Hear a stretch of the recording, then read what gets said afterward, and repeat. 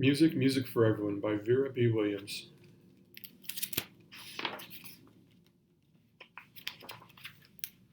Our big chair often sits in our living room empty now.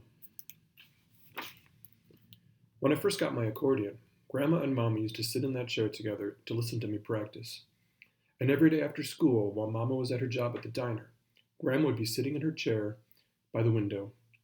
Even if it was snowing big flakes down on her hair, she would lean way out to call, "Hurry up, pussycat, I've got something nice for you." But now Grandma is sick. She has to stay upstairs in the big bed in Aunt Ida and Uncle Sandy's extra room. Mama and Aunt Ida and Uncle Sandy and I take turns taking care of her. When I come home from school, I run right upstairs to ask Grandma if she wants anything. I carry up the soup Mama has left for her. I water her plants and report if the Christmas cactus has any flowers yet. Then I sit on her bed and tell her about everything. Grandma likes it when my friends Leora, Jenny, and May come home with me because we play music for her. Leora plays the drums. May plays the flute. Jenny plays fiddle, and I play my accordion. One time we played a dance for Grandma that we learned in the music club at school. Grandma clapped until it made her too tired. She told us it was like the music in the village where she had lived when she was a girl. It made her want to dance right down the street. We had to keep her from trying to hop out of bed to go to the kitchen to fix us a treat. Leora and Jenny and May and I left Grandma to rest and went down to get our own treat. We squeezed together into our big chair to eat it. "It feels sad down here without your Grandma," Leora said. "Even your big money jar up there looks sad and empty." "Remember how it was full to the top and I couldn't even lift it when we bought the chair for my mother?" I said. "And remember how it was more than half full when you got your accordion?" Jenny said. "I bet it's empty now because your mother has to spend all her money to take care of your Grandma till she gets better. That's how it was when my father had his accident and couldn't go to work for a long time," May said. May had a dime in her pocket and she dropped it into the jar.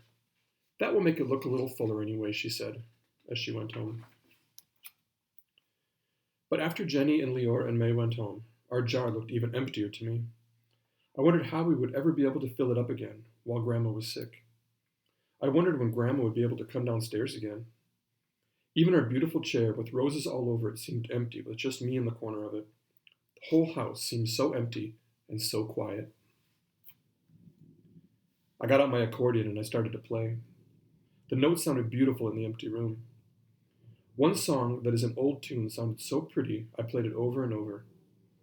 I remembered what my mother had told me about my other grandma and how she used to play the accordion. Even when she was a girl not much bigger than I, she would get up and play at a party or a wedding so the company could dance and sing. Then people would stamp their feet and yell, "More, more!" When they went home, they would leave money on the table for her. That's how I got my idea for how I could help fill up the jar again. I ran right upstairs. "Grandma," I whispered, "Grandma? Is that you, pussycat?" She answered in a sleepy voice. "I was just having such a nice dream about you. Then I woke up and heard you playing that beautiful old song. Come, sit here and brush my hair." I brushed Grandma's hair and told her my whole idea. She thought it was a great idea. "But tell the truth, Grandma," I begged her. "Do you think kids could really do that?" "I think you and Jenny and Leora and May could do it. No question. No question at all," she answered. "Only don't wait a minute to talk to them about it. Go call and ask them now." And that was how the Oak Street Band got started. Our music teachers helped us pick out pieces we could all play together. Aunt Ida, who plays guitar, helped us practice. We practiced on our back porch.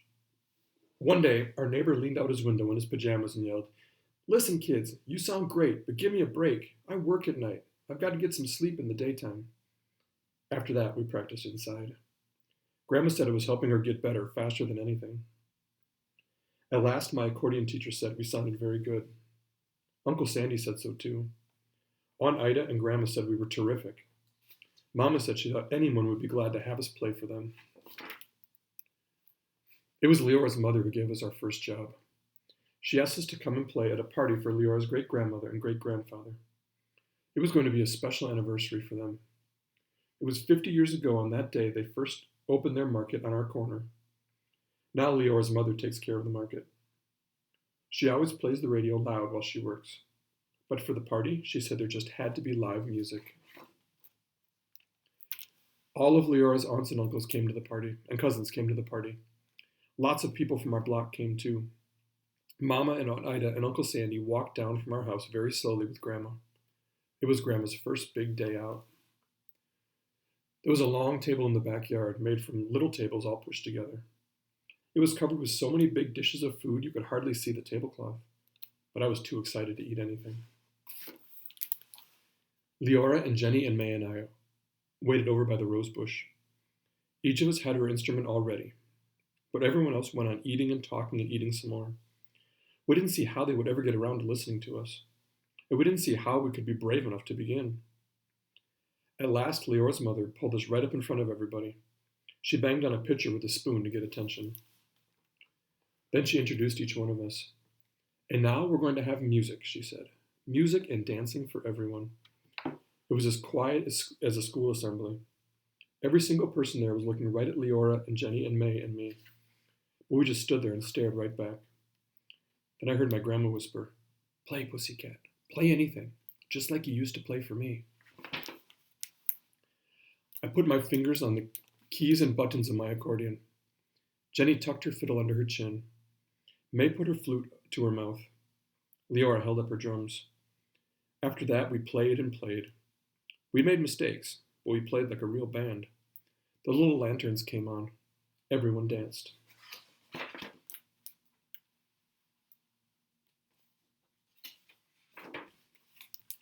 Mama and Aunt Ida and Uncle Sandy smiled at us every time they danced by. Grandma kept time, nodding her head and tapping with the cane she uses now.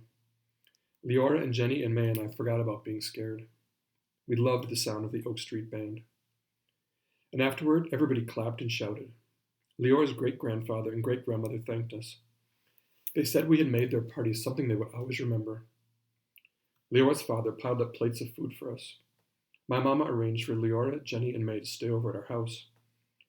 And when we finally all went out the gate together, late at night, Leora's mother tucked an envelope with our money into Leora's pocket. As soon as we got home, we piled into my bed to divide the money. We made 4 equal shares.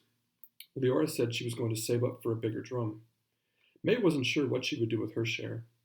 Jenny fell asleep before she could tell us. But I couldn't even lie down until I climbed up and put mine right into her big jar on the shelf near our chair.